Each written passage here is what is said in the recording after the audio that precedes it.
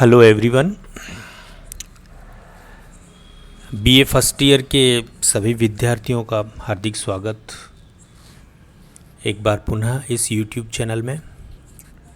BA part first के second paper में हमने सेकंड यूनिट स्टार्ट की थी और सेकंड यूनिट में पहला जो चैप्टर है वो है राजा राम मोहन राय के ऊपर।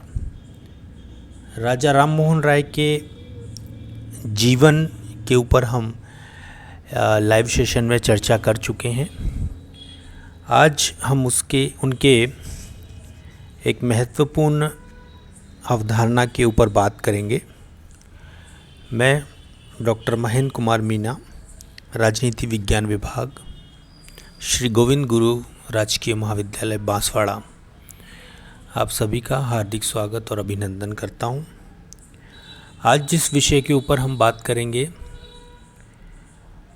वो है राजा राम मोहन राय के चिंतन का आधार, और उनके चिंतन का आधार था उनका एकेश्वरवाद की धारणा।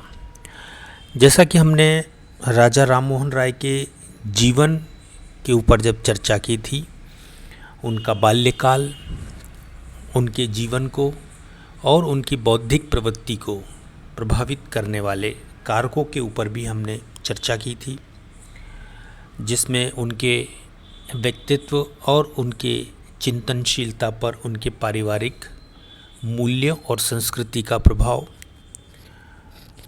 उनके द्वारा पठित रचनाओं का प्रभाव और उनके द्वारा संपर्क में आए हुए व्यक्तियों के व्यक्तित्व का प्रभाव, इन सभी प्रभावों ने कुल मिलाकर राजा राम मोहन राय के व्यक्तित्व को किस तरीके से परिमार्जित किया, प्रभावित किया और उनको एक दिशा दी, इसके ऊपर हम विस्तार से बात कर चुके हैं।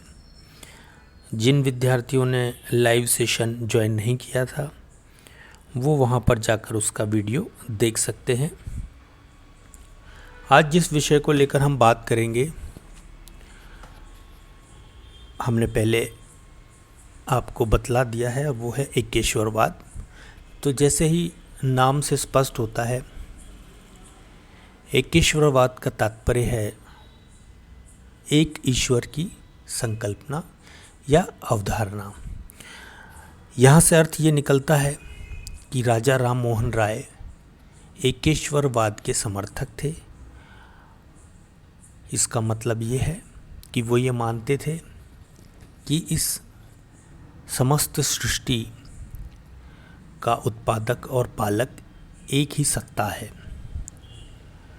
और उनके इस अवधारणा के कारण ही उनका अपने परिवार के साथ और ख़ास तौर से अपने पिता के साथ वैचारिक टकराव हमें देखने को मिलता है, और उसी कारण वो अपना घर छोड़कर भी चले गए थे, क्योंकि उनका जो परिवार था वो मूर्ति पूजक था और बहुदेववाद में विश्वास रखता था। उनके इसी पारिवारिक मूल्यों के साथ उनके बौद्धिक और तार्किक संघर्ष ने उन्हें विवश किया, और इस संघर्ष के परिणाम स्वरूप वो घर का त्याग करके बाहर चले गए।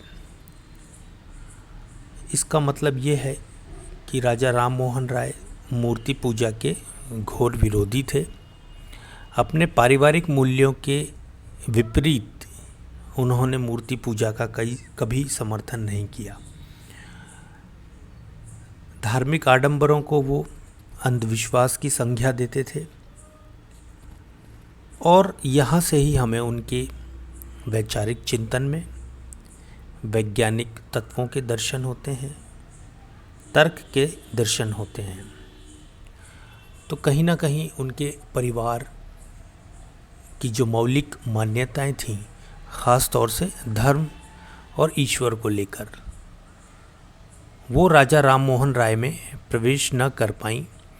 उनके अपने बौद्धिकता, अपने तार्किक विचार और वैज्ञानिक चिंतन ने कहीं ना कहीं उन्हें एकेश्वरवाद के तरफ मोड़ दिया और साथ ही साथ इस एकेश्वरवाद में मूर्ति पूजा का, धार्मिक आडंबरों का और दिखावों का कोई भी स्थान नहीं था।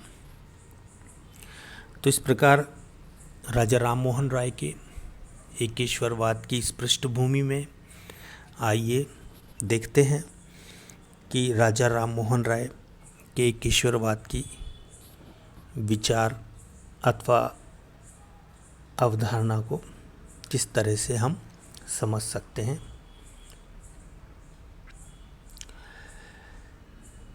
राजा राम मोहन राय के चिंतन का मूल आधार ब्रह्मवाद और ईश्वरवाद इस बात पर निर्भर था कि ईश्वर एक है और वह सर्वशक्तिमान, उदारवादी और कल्याणकारी सत्ता है। राय ने उपनिषदों के आध्यात्मिक एकत्ववाद के तात्विक सिद्धांत और तत्व मीमांसा को स्वीकार किया। साथ ही राय ने एकेश्वरवाद का भी समर्थन किया। न्यू टेस्टामेंट से राय को एकेश्वरवाद की प्रेरणा मिली और राय ने त्रिमूर्ति यानी कि मूर्ति पूजा के सिद्धांत का दृढ़ता से विरोध किया। कुरान की तौहीद, ईश्वर की एकता की अवधारणा ने राय को प्रभावित किया और उन्होंने हिंदू बहुदेववाद का विरोध किया। राय प्राकृतिक धर्म और आत्मा की अमरता में विश्वास करते थे। धर्म की सत्यता के प्रति राय उदार और सहिष्णु थे। उपनिषदों का बौद्धिक समर्थन करते हुए उन्होंने ब्रह्मवाद की उत्साहवर्धक व्याख्या प्रस्तुत की थी।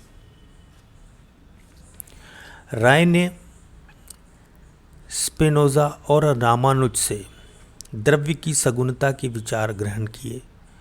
स्पिनोजा की द्रव्य की संकल्पना और रामानुज के द्रव्य की सगुणता को राय ने स्वीकार किया। राय ने सर्वशक्तिमान और अनंत शिवत्व से पूर्ण सत्ता के अस्तित्व को स्वीकार किया। प्लेटो की भांति राय ने सर्वोच्च सत्ता के शाश्वत और अनंत गुणों के चिंतन की महानता को स्वीकार किया था। अपनी अधिक परिपक्व अवस्था में राज्य ने ऐसी आध्यात्मिक संस्कृति का प्रतिपादन किया जिसे शंकर के वेदांत के समीप माना जा सकता है। अतः इस प्रकार राय के चिंतन का मुख्य आधार एकेश्वरवाद, आत्मा की अमरता और ब्रह्मवाद हमें देखने को मिलता है। तो ये राजा राम मोहन राय के चिंतन का जो आधार एकेश्वरवाद है उसके बारे में हमने यहाँ पर चर्चा की। निष्कर्षतः हम ये कह सकते हैं कि राजा राम मोहन राय एक ईश्वर की सत्ता में विश्वास करते थे और साथ ही साथ उस एक सत्ता से जुड़ी हुई आत्मा की अमरता में भी उनको पूर्ण विश्वास था। धार्मिक आडंबरों और दिखावा उनके विचारों में स्थान नहीं पा सका था। मूर्ति पूजा का उन्होंने विरोध किया था, वो मूर्ति पूजा के घोर विरोधी थे और साथ ही साथ हिंदुओं में प्रचलित बहुदेववाद की जो धारणा है जिसके अंतर्गत ये माना जाता है कि बहुत सारे ईश्वरीय सत्ताएं होती हैं या बहुत सारे ईश्वर होते हैं, बहुत सारे भगवान होते हैं, उन्होंने इस धारणा का खंडन किया था और वो इस संदर्भ में इस्लाम से प्रभावित थे जिसके अंतर्गत एक ईश्वर की सत्ता को स्वीकार किया जाता है। तो इस तरह का प्रभाव हमें राजा राम मोहन राय के विचारों में ख़ास तौर से एक ईश्वर की सत्ता के संदर्भ में देखने को मिलता है। आत्मा की अमरता में विश्वास रखते थे वो और साथ ही साथ उपनिषदों के का भी उनके ऊपर काफ़ी प्रभाव था, परंतु उपनिषदों को उन्होंने धार्मिकता के दृष्टिकोण की अपेक्षा वैज्ञानिक और तार्किक दृष्टिकोण से देखने का आग्रह किया था और उनका जो प्रयास है वो हमें इसी रूप में देखने को मिलता है कि वो उपनिषदों को एक वैज्ञानिक दृष्टिकोण से और तार्किक आधार पर देखने के समर्थक थे। वो अंधभक्ति या अंधविश्वास में बिल्कुल भी विश्वास नहीं करते थे और उनका ये मानना था कि हमें तार्किकता के आधार पर ही उपनिषदों की व्याख्या को समझना चाहिए। इस तरह से एक आध्यात्मिकता का आधार हमें तार्किकता और वैज्ञानिकता राजा राम मोहन राय के विचारों में देखने को मिलती है और उसी को शंकर के वेदांत के समीप माना जाता है। वेदों को या उपनिषदों को धार्मिकता के आधार पर ना देखकर तार्किकता के आधार पर देखने का समर्थन हमें यहाँ पर राजा राम मोहन राय के विचारों में देखने को मिलता है। तो इस प्रकार अगर उनके एकेश्वरवाद की बात करें तो उसका जो निचोड़ है, उसका आधार या उसमें हमें जो तत्व दिखाई देते हैं वो है एकेश्वरवाद, यानी कि एक ईश्वर में आस्था या एक ईश्वर की सत्ता को स्वीकार करना, साथ ही साथ आत्मा की अमरता को स्वीकार करना, और ब्रह्मवाद जो कि तार्किकता पर आधारित था, बौद्धिकता पर आधारित था। इस तरह से हमें राजा राम मोहन राय के चिंतन का जो आधार है एकेश्वरवाद, उसके बारे में यहाँ पर उनके विचार देखने को मिलते हैं। आज हमने उन पर चर्चा की। उम्मीद है आपको ये चीज़ समझ में आई होगी। कोई प्रश्न अगर आपके संदर्भ में हो तो निश्चित रूप से आप YouTube के नीचे कमेंट बॉक्स में लिख सकते हैं। हमारी ओर से उनका समाधान करने का प्रयास किया जाएगा। तो इसके साथ ही वीडियो में बने रहने के लिए आपका बहुत बहुत धन्यवाद। अगले वीडियो में हम बात करेंगे, अगले व्याख्यान में हम राजा राम मोहन राय के विचारों का जो राजनीतिक आयाम है, यानी कि उनके राजनीतिक विचारों के बारे में चर्चा करेंगे। उनको समझने का हम बिंदुवार प्रयास करेंगे और प्रत्येक बिंदु की हम विस्तार से चर्चा और व्याख्या करने की कोशिश भी अपने वीडियो व्याख्यान में करेंगे। तो कुल मिलाकर कुछ बिंदुओं के अंतर्गत हम उनके राजनीतिक विचारों को परखने की कोशिश करेंगे। तो बहुत शीघ्र ही हम मिलेंगे, आपसे भेंट करेंगे राजा राम मोहन राय के राजनीतिक विचारों के साथ। वीडियो में बने रहने के लिए बहुत बहुत धन्यवाद। जिन विद्यार्थियों ने अभी तक चैनल सब्सक्राइब नहीं किया है या जिन विद्यार्थियों का नाम अभी तक या उन तक इस चैनल की लिंक नहीं पहुंची है, उन तक जो है अन्य सभी विद्यार्थी इस लिंक को पहुंचाएं और सभी चैनल को सब्सक्राइब करें ताकि आप तक BA फर्स्ट ईयर के समस्त व्याख्यान पहुंच सकें। वीडियो में बने रहने के लिए बहुत बहुत धन्यवाद।